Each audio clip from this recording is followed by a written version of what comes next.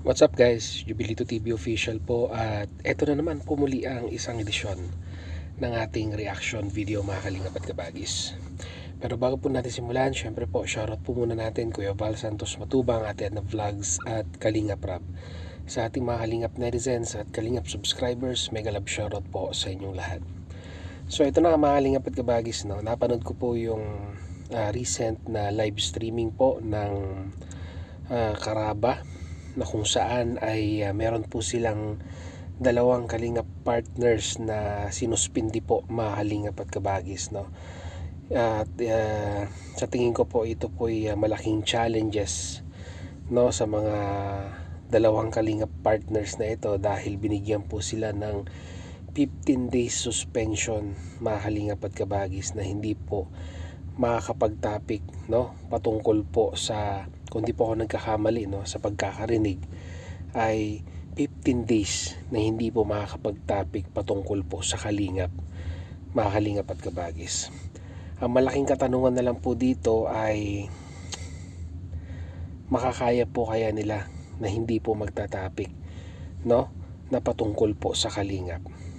Yun po yung malaking katanungan po dito. Ang tinutukoy ko po mga kalingap at kabagis ay si Dr. Lab at ito pong si Red Sen.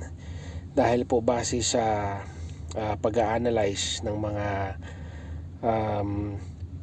Karaba host, no, ay talagang paulit-ulit po ang kanilang ginagawang pagtatapik, in despite po ng paalala ni Kuya Bal at ni Kalingap Rab regarding po dito sa dating, masasabi po nating dating lab team po, no, ni Kalingap Rab sa kanyang main channel, mga Kalingap at kabagis.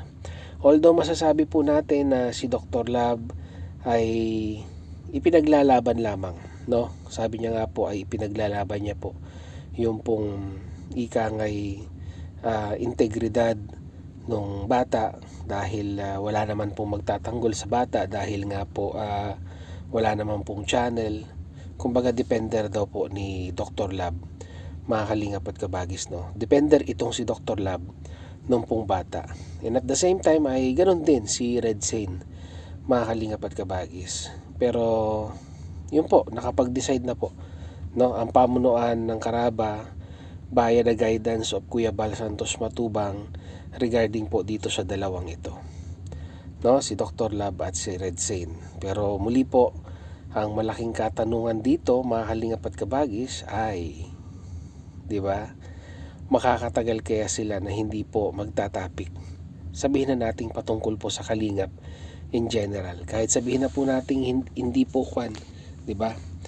Kasi napanood ko si kwan napanood ko po itong si Dr. Lab sa kanyang recent na live pagkatapos po nung live ng Karaba ay parang ganun pa rin, 'di ba? Mga kalingap at kabagis, no? Parang naka-align pa rin po sa mga issues yung pong itinapik ni Dr. Lab sa kanyang live streaming, mga kalingap at kabagis, no? At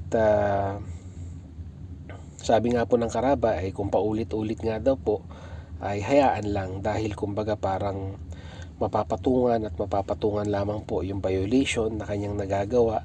Yung 15 days ay magiging isang buwan, yung first penalty ay magiging 4 hanggang 5 na kung saan na yung pinakalas po yata, mga kalingap at kabagis, ay recommendation na para ika nga ay pagbotohan kung ito mga kalingap partners na ito, in despite of several reminders na tumigil na po, ay paulit-ulit pa rin, ay subject for ika nga termination ng kanilang affiliation or membership dito po sa ABCP or sa Association of Charity Vloggers of the Philippines, na ang founder din po mga kalingap at kabagis ay si Kuya Bal Santos Matubang.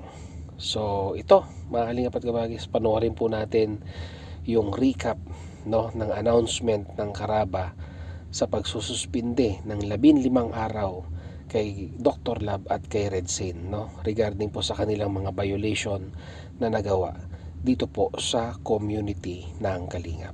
Kaya ito mga Kalingap at kabagis, panoorin po natin. Narito po yun. So, yun nga na siyempre, nagtimbang-timbang din kami kung dapat ba o hindi dapat So ayun, talagang may nakitaan talaga kami ng paglabag. May nakitaan talaga kami ng paglabag sa dalawa na to na kailangan talagang masuspend. So they will be suspended for 15 days. 15 days. Yes, 15 days. Si Gandang Emmy, who will be suspended for tonight. Yes. Ako wala mag-a-announce. Yes, eto po. Sana maintindihan, alam ko naman maintindihan nila yan at alam naman nila na kailangan talagang sumunod, no? So, ang sususpendihin po namin ngayong gabi. Simula ngayong gabi, no, start na yan tomorrow na hindi na sila pwedeng mag-topic dito sa Kalingap. Ito ay dalawa po sila. Walang iba kundi si Dr. Lab at si Red Sage. Ayun, so, syempre papaliwanag natin bakit yun. Renoli. Magtanong, bakit? Wala naman kaming ginawa. Reaction yun sa comment section. So, ayun, yun nga. Ako magbibigay ng isang dahilan kung bakit na-suspend. Kasi syempre, nanawagan na nga unang-una pa si Kalinga Prab, si Kuya July, nanawagan na wag nang i-content itong dalawa. Pagpahingahan naman. Diba? So, nag-warning na din kami and nag-warning na din kami last night. So, marami ng beses kami na nag-warning. Pero, nang-check namin yung kanilang channel, nag-topic pa din. So, they're making fun of us, guys. Para bang pinaglalaruan lang nila tayo na, diba? So, para bang hindi nila tinitake seriously yung mga alituntunin na binababa galing sa taas, binababa dito sa atin, di ba? So para bang nakaka-insulto din ito dito kay Kalinga Prab, na sabi nga ni Kalinga Prab, wag naman na munang itapik para mapagpahingahan naman itong dalawa. Pero patuloy pa rin na nagtatapik. So ayun, yun ay paglabag. Nakitaan pa natin sila ng paglabag, mga kalingap? Nakitaan pa natin ng paglabag, Kuya Noli? Yung dalawa, bakit na-suspend? Yes, I agree. I agree with the decision ng Karaba, no? Kasi several times winarningan na po sila at alam po ng lahat na pinatitigil po ni Kalinga Prab at saka ni Kuya Bal yung pagre-reaction do sa dalawa, no? Para umayos na. Pero dire-diretso pa rin po at ayun. At marami rin pong nakakita niyan, ano? And even yung mga ibang reactors sinasabi yan at nire-reactionan. And may mga feedback po sa ating mga Kalingap members, no? Kaya ito po ang aksyon ngayon ng Karaba. Red Sane, Dr. Lab, kayo po muna ay suspended for 15 days. Yes, so ito kay Noli, may mga nagtanong ba, bakit 15 days lang? Kasi kumbaga first offense after the warning, diba? Yes. So first offense. Ngayon kung the following day gumawa ulit sila, so another ulit 15 ng 15 days. days. So magiging 30 days. So ngayon, gumawa ulit at ayaw naman nila makinig. So another 1 month. So 1 month, 30 days. Months. 30 days na. So ngayon, hindi naman talaga nakikinig dahil who we are, di ba? Sino ba naman tayo? So dire-diretso pa din sila. So after ng 4th offense, so we will be recommending them for a subject for ano ba? Pag 4th offense, 60 days. No. Yes, pag 5th offense, for termination, I don't know. Oh, yes. Pag 5th offense ay recommendation po sa ACBP board na sila po ay i-terminate yung kanilang membership sa Association of Charity Vloggers of the Philippines. Yeah, pagka inapprovean po yan ng board ng ACBP, aalisin po sila sa Kalingap. Oo. So hanggang 4th offense po. So bayaan lang kung dire-diretso pa rin na nagtatapik.